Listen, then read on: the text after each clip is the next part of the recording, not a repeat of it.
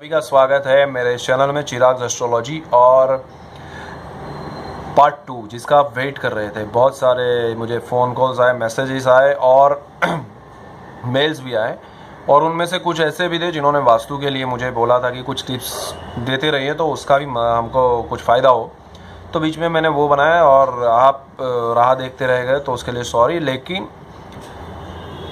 हम उस पे जाते हैं। आपने देखा होगा अपनी कुंडली में कि गजकेसरी योग है या नहीं, चंद्रमंगल का लक्ष्मी योग है या नहीं और तीसरा पंच महापुरुष योग जो 5 ग्रहों से अलग अलग प्रकार के होते हैं वो है कि नहीं।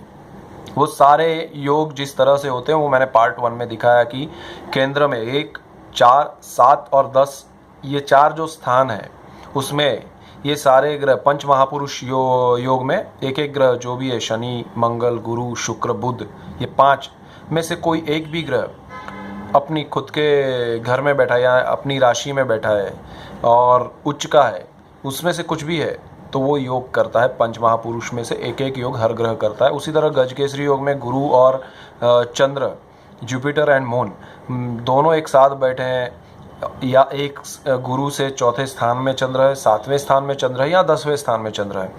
चंद्र मंगल का योग दोनों युति में है, युति मतलब दोनों साथ में बैठे हैं और दोनों बिल्कुल एक दूसरे से सामने एक दूसरे को देख रहे हैं, ऐसी स्थिति में है तो ये योग बनते हैं। नाउ वो कब एक्टिव होते हैं, कब उनका फल मिलता है तो आप देखिए कि अगर गजकेसरी योग है गुरु और चंद्र का और वो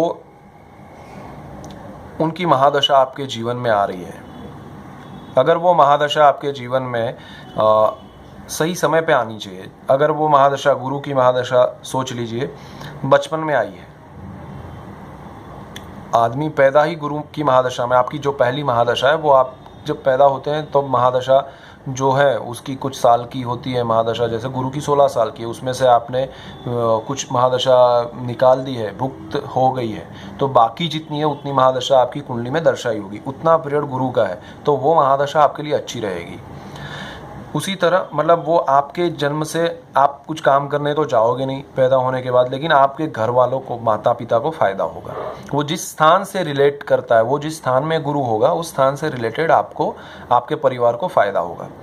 दूसरा, वो महादशा जब आ रही है आपके 20वें साल पे या 25वें साल पे या 16वें साल पे, तो वो हिसाब से वो महादशा का फल आपको मिलेगा। उसी तरह गुरु की खत्म हो गई और चंद्र की आ रही है जो 10 साल की होती है, तो वो चंद्र की महादशा में भी आपको उसका फायदा होगा। कभी कभी होता है कि दोनों दशाएं ऐसी होती है कि एक बचपन में गई और दूसरी आती नहीं है, मतलब 100 साल बाद आ रही है कोई महादशा दोनों में से, तो ऐसा भी होता है। लेकिन उससे निराश मत होइए क्योंकि वो महादशा कहीं ना कहीं आंतरदशा में आती है गुरु की या चंद्र की, प्रत्यांतर दशा में कुछ महीनों के लिए आती है, तो कुछ महीनों के लिए भी। लेकिन अगर वो गुरु कर्क राशि में बैठा है आपकी कुंडली में उच्च का और चंद्र के साथ है, चंद्र की खुद की राशि है और चंद्र या गुरु की महादशा आ रही है, तो आप डेफिनेटली बहुत स्ट्रांग वे में, बहुत सडनली, आपको पता नहीं होगा कि मुझे ये फील्ड में जाना चाहिए नहीं जाना चाहिए, कुछ पता नहीं, वो आपको वो स्टेटस, वो रुतबा, स्टेटस यानी रुतबा, वो पैसा, वो सब कुछ मिलेगा जो आपने सोचा नहीं है और वो सडनली शुरू हो जाएगा, वो एक्टिवेट हो जाता है। जैसे ही आप स्विच ऑन करते हैं और लाइट या पंखा ऑन हो जाता है, वो बिजली का करंट आता है तो वो अपने आप शुरू हो जाता है, तो वो स्विच ऑन हो जाती है अपने आप। तो ये एक चीज़ है। दूसरा जो है चंद्र मंगल का भी वैसा ही, अगर चंद्र की महादशा आती है, अंतरदशा आती है, प्रत्यांतर दशा आती है, तब जाके वो एक्टिवेट हो जाता है। मंगल की दशा आती है, उसमें भी जैसे गुरु चंद्र में, गुरु में चंद्र की दशा आ रही है तो बेस्ट पीरियड है। उसी तरह मंगल में चंद्र में की आ रही है तो बेस्ट है। चंद्र में मंगल की आ रही है, गुरु में चंद्र की, तो दोनों योग में दशाओं का बहुत महत्व है, वो आपके जीवन में आनी चाहिए। और फिर उसी तरह पंच महापुरुष योग में भी अगर शनि से बनता है तो शनि की महादशा, गुरु से बनता है तो गुरु की महादशा, बुध से बनता है तो बुध की, शुक्र से तो शुक्र की और मंगल से तो मंगल की। ये 5 ग्रहों की दशाएं आनी चाहिए। महादशा, अंतरदशा तो आती ही रहती है, प्रत्यांतर दशा भी आती रहती है, लेकिन महादशा जो है ना वो बहुत लंबा पीरियड है, वो आपको प्रॉपर एस्टैब्लिशमेंट देता है। वो छोटे छोटे चंक में आपको एक राइजिंग देता है जो प्रत्यंतर और अंतरदशा में आता है। महादशाएं आपको एक राइजिंग बहुत स्ट्रांगली देता है, वो आपको एस्टेब्लिश करता है और लाइफ टाइम के बोलते हैं ना, एक दशक आता है हर किसी का, वो दशक उसको कहते हैं। और उसमें आप अगर अच्छे काम करेंगे, अच्छी चीज़ें करेंगे, वो दशक बढ़ जाता है। जो उस पर भी हम बात करेंगे कि एक दशक को कैसे बढ़ाया जाए। तो ये महादशाओं का काम है, खेल है। अब उसमें महादशा भी है और गुरु और चंद्र का गजकेसरी योग भी है, लेकिन वो काम नहीं कर रहा है। क्यों?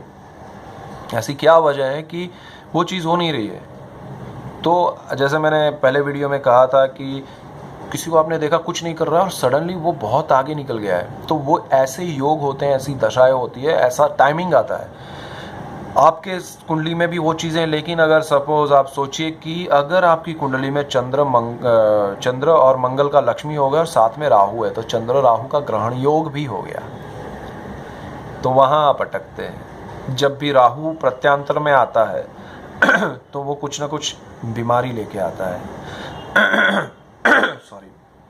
अगर गुरु चंद्र का गजकेसरी योग है, उच्च का गुरु है, चंद्र स्वगुरु ही हो जाता है, क्योंकि जहाँ गुरु उच्च का होता है वो कर्क राशि है, जो चंद्र की राशि है, चंद्र उसका मालिक है।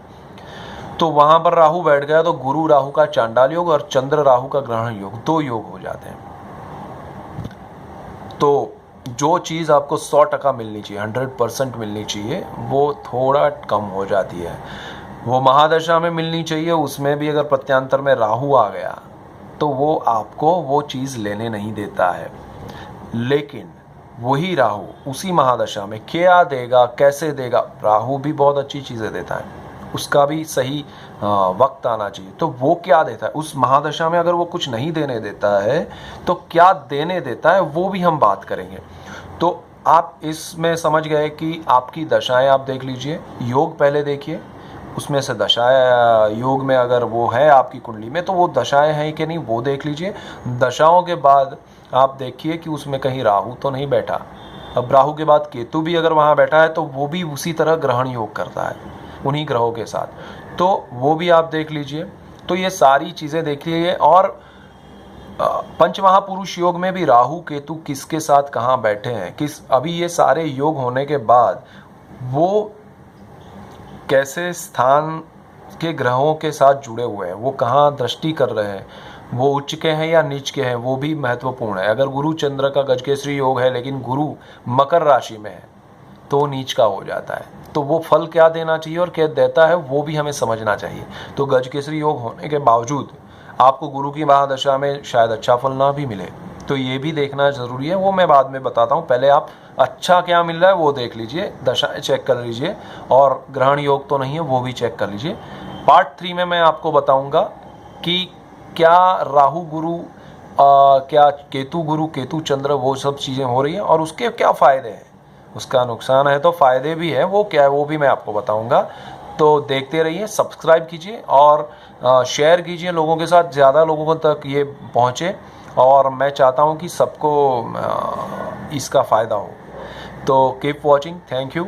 चिराग्स astrology, remember this and keep watching. Part 3 में मिलते हैं, थैंक यू।